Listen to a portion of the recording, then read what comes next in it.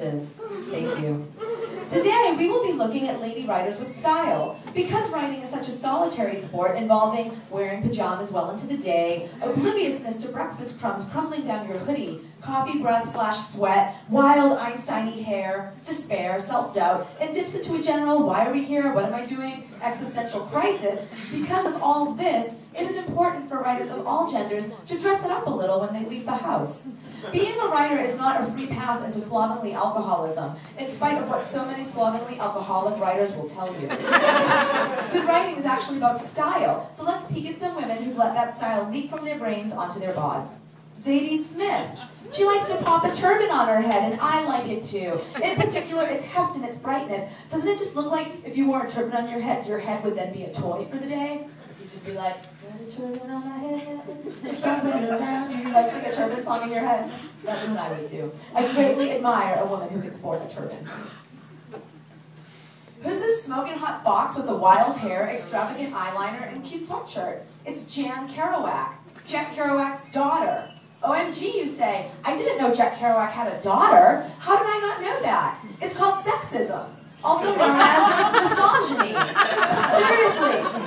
How else to explain the many lousy male writers we all know about, like it or not, and yet the really talented daughter of the United States' biggest literary hero is totally unknown, in spite of having published 3 books, including the excellent Baby Driver, in which she goes to New Mexico to sort of squat in adobe, shoot heroin, and turn tricks.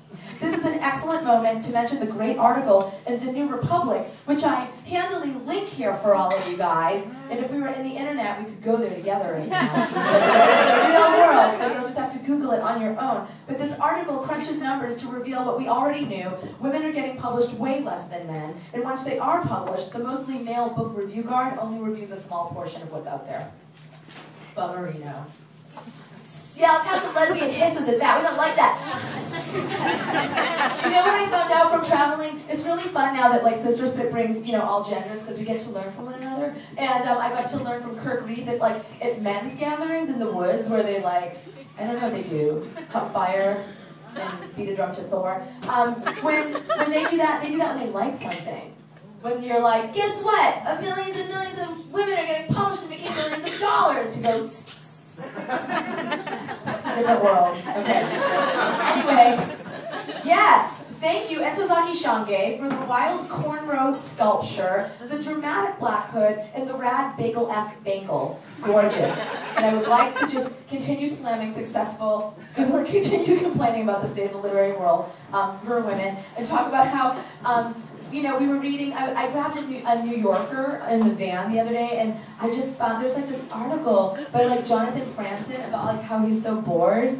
He's just as bored, you guys. It's hard being a Jonathan. It's hard.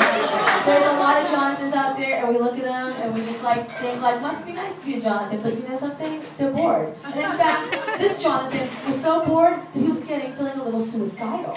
His boredom is deadly. So he's feeling this deadly ennui boredom in his amazing life. And decided to like go off to some island with a GPS where he almost died and scatter David Foster Wallace's ashes. He too, I believe, was suicidally bored. It's very hard to be a very successful straight male writer. So I was like, this is dark. I mean, David Foster Wallace killed himself. Now Jonathan Franzen is feeling suicidal. And I just thought, what can Sister Spit do about this? We need to get together and do a video series. It gets better. It gets better. John, it gets better, you guys.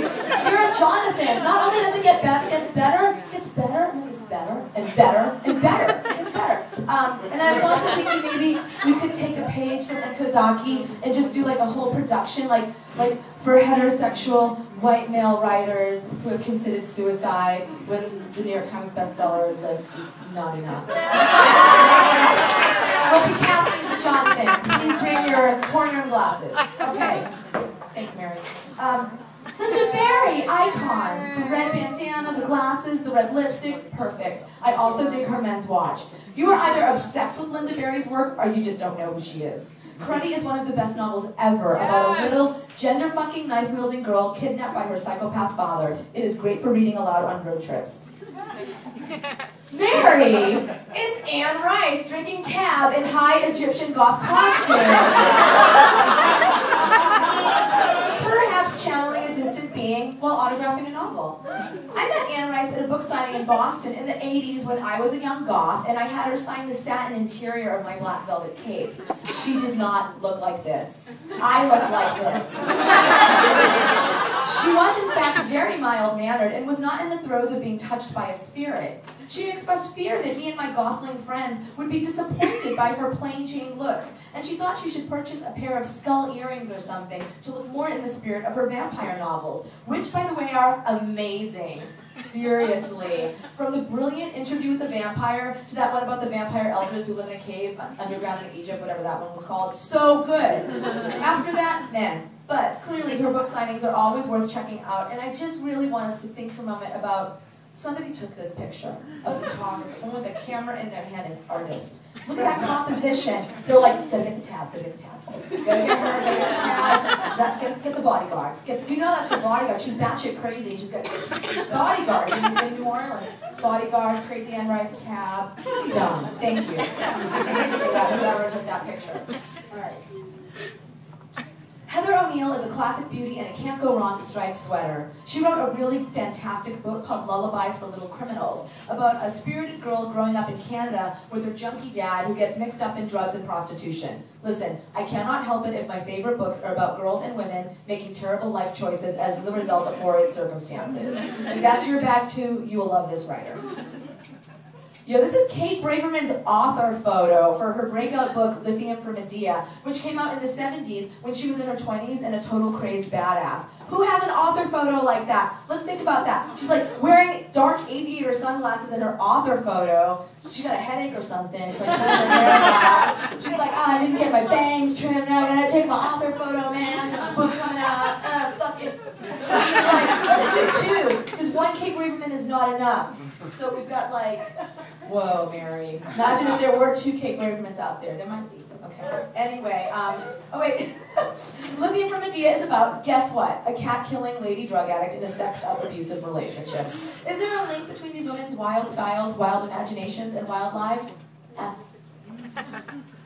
I would kill to be wearing this outfit right now. Just some skinny capris, a crisp button-up, and the best pair of gladiator sandals in the world. This is Diane DePrima, San Francisco's current poet laureate, lifelong revolutionary poet heroine. I think she looks very pretty in this picture. She's very long hair, and she's like in her 70s now, and she still has very long hair, and she wears sandals. I love her.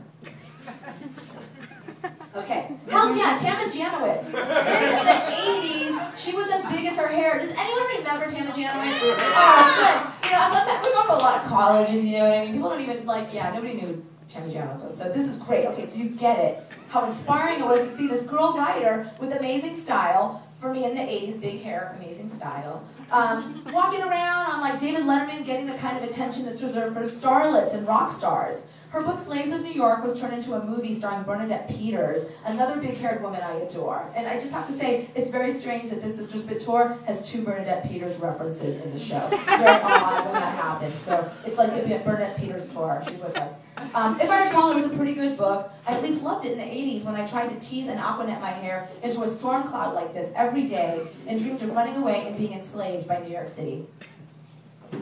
Virginie Despentes writes hard-assed feminist manifestos. She wrote the cult classic rape revenge novel, Passez-moi, which was turned into the super violent movie of the same name, and she got to direct it. Can you imagine? You're writing, they're like, hey, they want to make your book into a movie. You're like, holy shit, no way. And they're like, you get to direct it. Unheard of. Listen, she's French, and I've said it before, and I'll say it again. Things are better there. They just are. Her exuberant, pissed-off, pop culture-heavy, third-wave theory book, King Kong Theory, was put out in the United States by the wonderful feminist press, and also very hot. Women buy styling products to make their hair look as effortlessly mussed as this. But you know, Virginie styled it by, like, dripping her hair in anger at the fucking stupidity of the world. Toss on a simple gold pendant and a red blouse, and voila, it does help if you're French.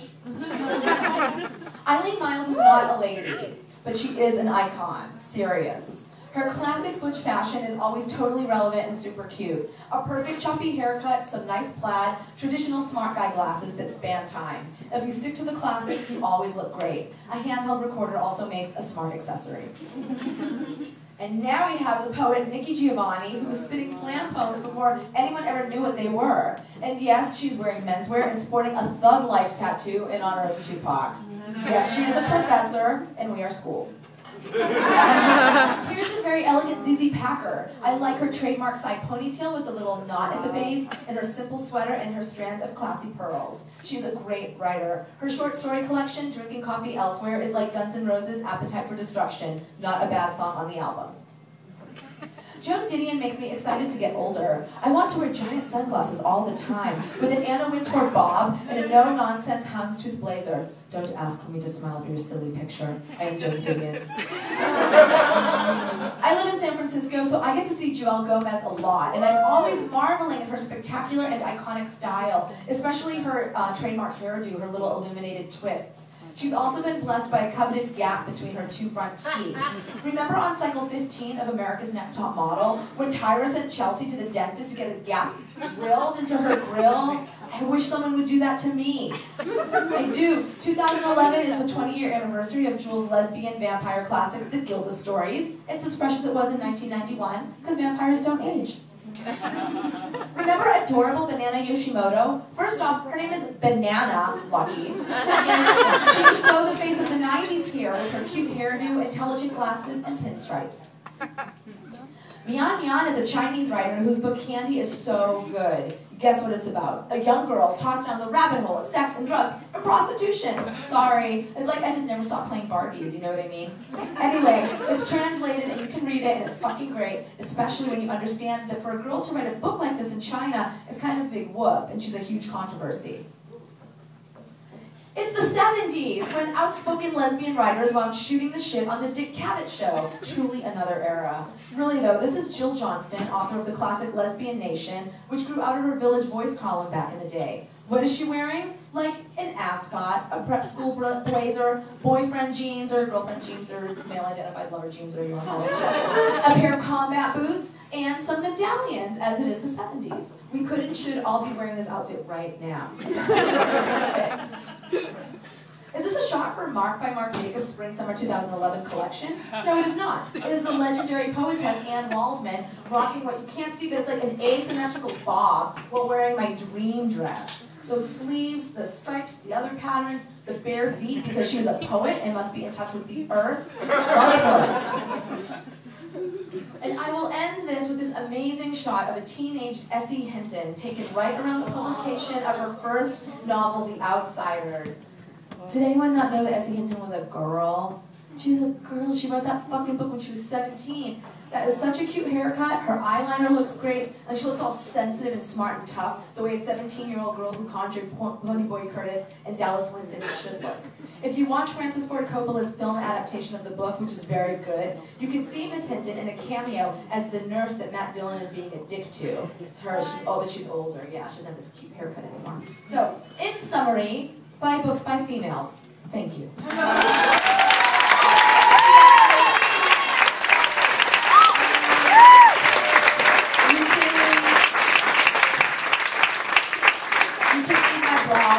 I blog on Tuesdays at Ironing Board Collective at WordPress. I'm going to do a blog tomorrow about Sister Spit's trip to the Mall of America. Yeah, the Mall of America! Yeah, shit, you guys. It was like so weird. Anyway, I'll make the rest of it because I have to do a blog. Anyway, you guys, that is our Sister Spit show.